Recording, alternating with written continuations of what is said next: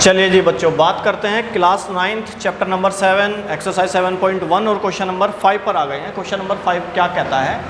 Line L is the bisector of an angle A, बस यहीं तक है ये। And angle B is any point on L। ठीक है जी, क्या बात बोली गई है? ये ध्यान देने वाली बात है कि जो L है वो बाइसेक्टर है किसका? An angle A, angle A का बाइसेक्टर है। एंगल A देखो इस तरीके से एंगल A दे दिया, एंगल A को बाइसेक्ट करती हुई एक लाइन जा रही है L, तो ये वाला पोर्शन और ये वाला पोर्शन बराबर होंगे, यानी कि यहाँ पर ये वाला पोर्शन और ये वाला पोर्शन बराबर है। ठीक है जी। फिर इन्होंने कहा L पर एक पॉइंट है B। ओके जी। फिर इन्होंने कहा कि B से P ये एक परपेंडिकुलर है और B से Q ये भी एक परपेंडिकुलर है, ये दो परपेंडिकुलर दे दिए। ठीक है जी। BP एंड BQ दो परपेंडिकुलर दे दिए। Are perpendiculars from B to arms of angle A। Angle A की जो आर्म्स है ना, इन पर परपेंडिकुलर पड़े हुए हैं। ठीक है जी। अब आपको क्या प्रूव करना है? देखिए आपको क्या प्रूव करना है, इस बात पे गौर करते हैं। पहले गिवन लिख लेते हैं, हमें क्या क्या गिवन है। हमें गिवन है L is bisector of angle A। अगर एंगल A का बाइसेक्टर है लाइन L, तो इसका मतलब ये एंगल और ये एंगल इक्वल होंगे। इन एंगलों के नाम रख लेता हूँ मैं QAB। Angle QAB equals to, इस वाले एंगल का नाम लिखते हैं BAP या PAB, आपकी मर्जी है। BAP bisector. ठीक है जी।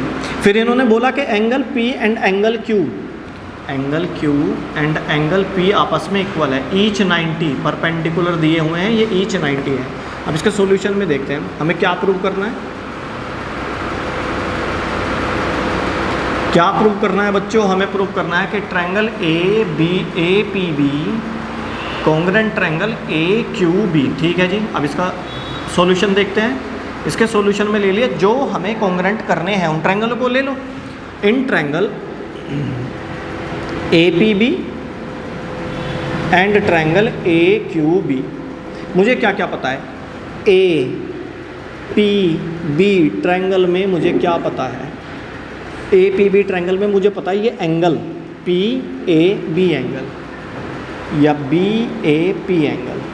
दूसरा AQB के किस एंगल के बराबर है? QAB के।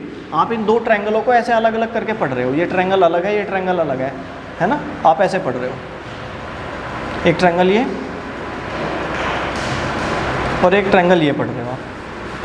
तो ये वाला एंगल और ये वाला एंगल आपस में इक्वल है। ये वाला ऊपर वाला पार्ट, ये नीचे वाला पार्ट आपस में इक्वल है। इसका नाम है QAB। ये B है, ये A है और ये QP है। तो आपने पढ़ा कि PAB या BAP किसके बराबर है? QAB के या BAQ के, क्योंकि ये दो इस वाली लाइन की वजह से, इस वाली लाइन की वजह से दो इक्वल पोर्शन हो गए। तो मैंने लिख दिया कि ये एंगल और ये एंगल आपस में बराबर, लिख दिया जी। इस ऊपर वाले का नाम होगा QAB बाइसेक्टर। बाइसेक्ट की वजह से, बाइसेक्ट हो रहा है ना, बाइसेक्टर की वजह से। ठीक है जी। दूसरी बात, मुझे इस नीचे वाले ट्रायंगल का एंगल P पता है, एंगल P, और ऊपर वाले का एंगल Q पता है, ये ईच 90 है, ये गिवन है। अब तक हुए हैं दो एंगल, बात करनी है तीन। एक साइड होनी जरूरी होती है, दो एंगल हो गए। अब बची कुची तो लेंथ ही करनी पड़ेगी। कोई भी दो एंगल और एक लेंथ ले लो, बस कोई भी दो एंगल हो जाएं और एक लेंथ। इधर के इस वाले के कोई भी दो एंगल, इस वाले के कोई भी दो एंगल, पर एक लेंथ होनी चाहिए जो आपस में बराबर हो। ध्यान से देखो, इस वाले ट्रायंगल में भी AB लेंथ आती है और इस वाले ट्रायंगल में भी AB लेंथ आती है। इस वाले ट्रायंगल में भी आ रही है AB और इस वाले ट्रायंगल में भी आ रही है AB। इसका मतलब ये दोनों में सेम यूज़ हो रही है, इसको कहेंगे common. AB equals to AB। तीन बात हो गई कॉमन। तीन बात होने की वजह से हम इसका क्या नाम पढ़ेंगे? उन्होंने जो दे रखा है वही पढ़ दो, APB कॉन्ग्रुएंट ट्रायंगल AQB। और ये किसकी वजह से हुआ है? एंगल साइड एंगल या एंगल साइड। ठीक है जी। ऐसा होने के बाद हम क्या कहेंगे? देखो ध्यान से सुनो, सेकंड वाली बात के लिए ध्यान से सुनो।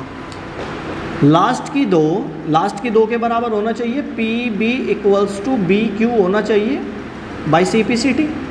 मैंने क्या करा, लास्ट की 2 ली, लास्ट की 2 के बराबर है ना, कोरस्पॉन्डिंग पार्ट लिया कॉन्ग्रेंट ट्रायंगल के, और उन्होंने यही तो बोला है कि BP BQ के बराबर आएगी, BP BQ के बराबर प्रूफ हो गई। आई थिंक आपको ये भी समझ में आया होगा क्वेश्चन अच्छे से। क्वेश्चन नंबर 5 था जी।